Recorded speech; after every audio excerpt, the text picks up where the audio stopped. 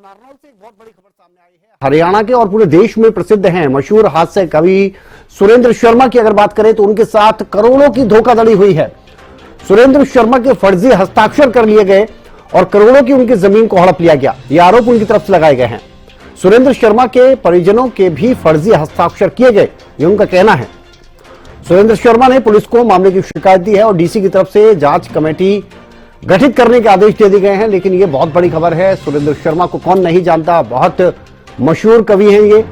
और नारनौल में अब इनके साथ ही आपको बता दें ये धोखाधड़ी हुई है। धोखाधड़ी के शिकार हो चुके हैं मशहूर हास्य कवि सुरेंद्र शर्मा, फर्जी हस्ताक्षर करने के आरोप।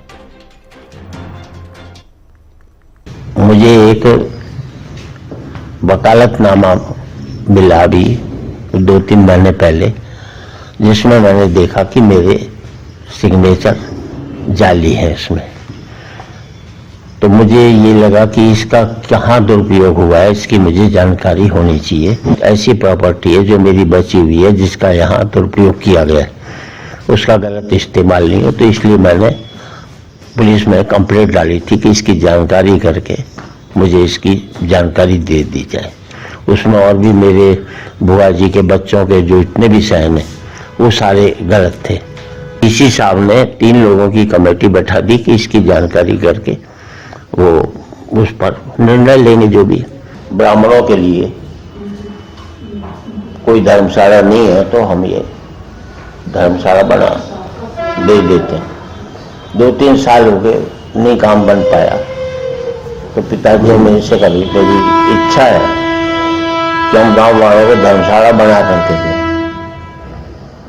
तो मैंने कहा कोई बात नहीं, बना कर दे देंगे। मेरा घर का मकान भी बन रहा था दिल्ली में, तो उन्हें लगा कि मैं शायद अपने मकान में ज़्यादा दिलचस्पी ले रहा हूँ। तो फादर ने कहा भाई मेरी एक और इच्छा है। मैंने बताओ कि हम अपने घर में बाद में जाएं, पहले गांव वालों को धर्मशाला दें। तो पहले गांव की धर्मशाला का मुहूर्त हुआ। बिल्कुल, और ये जानकारी खुद सुरेंद्र शर्मा दे रहे हैं कि किस तरह से ये धोखाधड़ी का उनको पता चला। और ज्यादा जानकारी के लिए हम रुख करते हैं, हमारे संवाददाता हमारे साथ जुड़ गए अक्षय यादव। अक्षय, ये वाकई में बहुत बड़ी खबर है और ये नींद उड़ाएगी प्रशासन की जरूर कि अगर सुरेंद्र शर्मा जैसे मशहूर हास्य कवि के साथ धोखाधड़ी हो जाती है तो आम आदमी कितना सेफ है।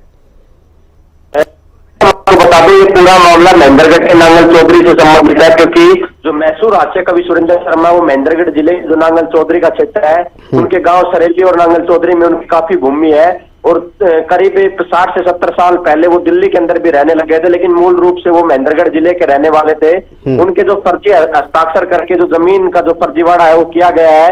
उनके द्वारा प्रेस कॉन्फ्रेंस करके बकायदा ये जानकारी दी गई है कि उनकी भतीजी है, उनके माध्यम से उनको ये पता लगा कि एक तकसीम है, उसके अंदर उनका जो फर्जी वकालतनामा है उसका उपयोग किया गया है। बकायदा उनको जो सम्मन भेजे गए थे उस सम्मन प्राप्ति में भी उनके जो फर्जी हस्ताक्षर किए गए हैं।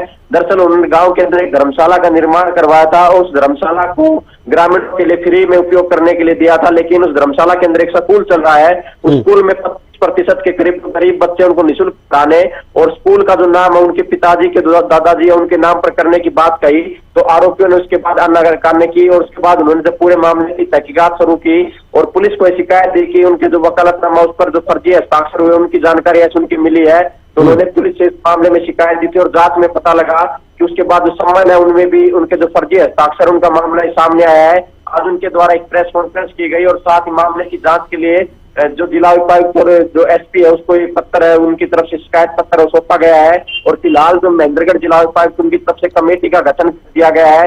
अब जांच के अंदर स्पष्ट हो पाएगा कि उनके कहाँ का फर्जी हस्ताक्षर इसके अलावा हो पाए हैं और क्या ये पूरा मामला और कौन कौन इस मामले के अंदर आरोपी है। ये सब जो कमेटी है वो अधिकारियों की जो गठित की गई है वो इस पूरे मामले के अंदर जांच करेगी। जी चलिए, बहुत शुक्रिया आपका अक्षय इस तमाम जानकारी के लिए। तो बिल्कुल एक कमेटी गठित कर दी गई है और एक वकालतनामा जिसके बारे में जानकारी हुई मशहूर कवि सुरेंद्र शर्मा को, जिसके बाद उनको पता चला कि फर्जी हस्ताक्षर किए गए हैं इस वकालतनामे पर। और उसके बाद उन्होंने पुलिस को शिकायत दी कि कहीं ना कहीं इसका गलत इस्तेमाल हुआ है। पुलिस ने जब पूरी जांच की तो पता चला कि ये जमीन उन्होंने धर्मशाला को दी थी और उस जमीन की जो है धोखाधड़ी हुई है।